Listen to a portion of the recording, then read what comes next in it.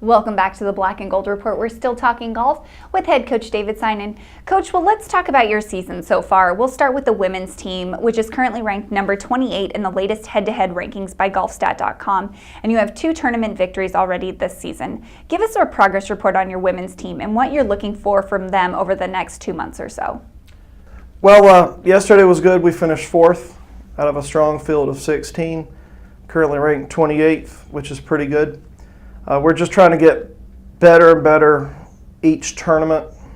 We did lose a lot of talent from last year's team, and one thing we talk about is each team has a certain ceiling. Like certain teams can win national championships, some teams can win conference championships, but we're just trying to be the absolute best we can be. And we've set some good goals for the rest of this semester, and we'll continue to do whatever it takes to achieve them. We have a lot of young faces contributing on both of your teams, but particularly on the women's side with freshman Ashley Thompson, who already has a win and a runner-up finish under her belt this year. Talk about Ashley's progression as a rookie and what her potential is moving forward for your program. Ashley's done fantastic. She's probably statistically the best freshman we've ever signed. She's doing absolutely excellent as our #1 player. She has the talent to be up probably top 1 or 2 best female players we've ever had here. Is currently in the running to be the PBC Freshman of the Year and could possibly be an All-American one day if she really keeps after it and keeps improving. Well, after earning all Peach Belt Conference honors as both a freshman and a sophomore, you were able to get Dana Watkins back this season after she sat out during the 2012-13 year with an injury. What has her return meant to the success of your program, and how has Dana's transition back into the everyday grind been? Dana's doing excellent. The fall was a little rough for her. She averaged about 80.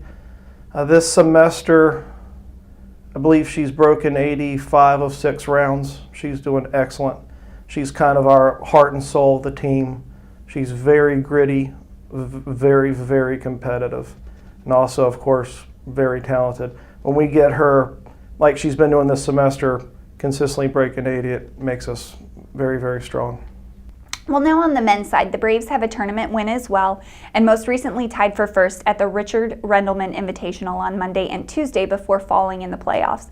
Give us a progress report on your men's team this season and what are going to be the keys for them down the stretch of the 2013 season. We're doing better and better.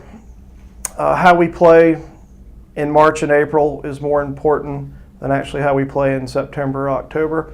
So we're getting hot at the right time of the year, which is fantastic. We're probably have an outside chance of making regionals if our next 4 tournaments go pretty good. The playoff yesterday was absolutely awesome against Limestone. I believe you play, all 5 kids play the hole. We had 4 pars, you drop the worst score. But Limestone, unfortunately, was 1 under par, 3 pars and 1 birdie to edges. But that was an awesome day. Temps never got over 38, I believe, and the guys really hung in there. Were ultra tough, ultra gritty, and competitive. Well, your men have some key seniors in Michael Molman and Ian Locklear contributing for you both on the course and in the classroom. We hear a lot about the importance of senior leadership on athletic teams.